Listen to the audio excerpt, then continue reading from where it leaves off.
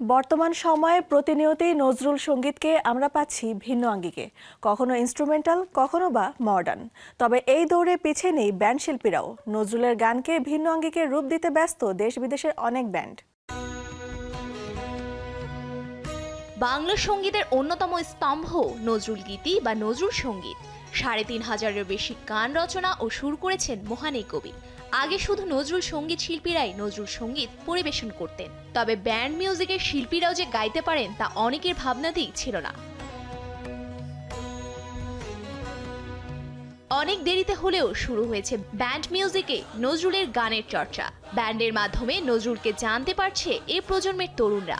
পথ দেখিয়েছে দেশের অন্যতম ব্যান্ড আর্টসেলের কান্ডারি হুঁশিয়ার গানটি। ব্যান্ডটি রক 303 নামের মিক্সড অ্যালবামের মাধ্যমে প্রকাশ করে। আরেক জনপ্রিয় ব্যান্ড ড্রিকো পিছিয়ে নেই। 2012 সালে ব্যান্ডটি ইউটিউবে প্রকাশ করে একটি ট্রিবিউট সিঙ্গেল ট্র্যাক ঝর্ণার মতো চঞ্চল।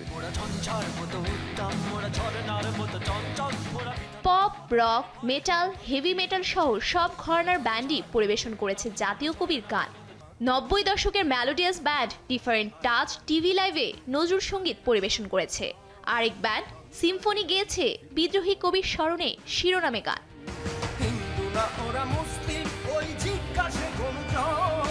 কাজী নজরুল ইসলামের 114তম জন্ম জয়ন্তীতে বাংলাদেশের শীর্ষস্থানীয় 14টি ব্যান্ডের 14 জন কণ্ঠশিল্পী একসঙ্গে কণ্ঠ দিয়েছিলেন নজরুলের রণসঙ্গীত চল চল চল ঊর্ধ্ব গগনে বাজে মাদল গানে।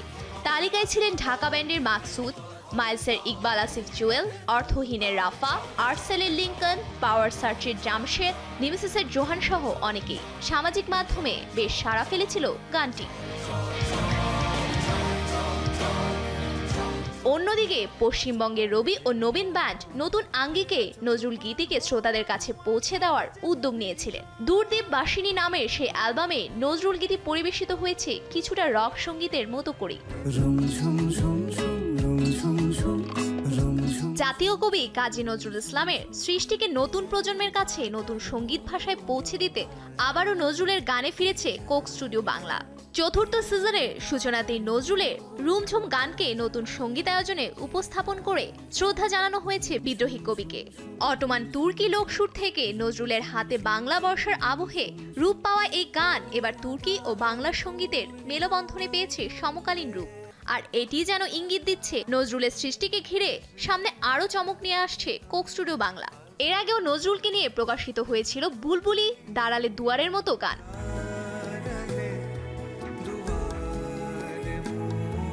শ্রোতাদের কাছ থেকে শুভ ইঙ্গিত পাচ্ছে ব্যান্ডগুলো। কনসার্টে অনুরোধ আসে নজরুলের গান পরিবেশনের, পাশাপাশি অভিযোগও উঠেছে গানগুলো নষ্ট হচ্ছে না তো। মহান এই কবি অনুমতি দিয়ে গেছেন তার পরের প্রজন্মকে তার গানকে ভেঙে গড়তে গিয়ে গানের মৌলিকত্ব নষ্ট হচ্ছে কিনা সে প্রশ্ন কিন্তু থেকেই যাচ্ছে। Safura Afrin, showbiz tonight.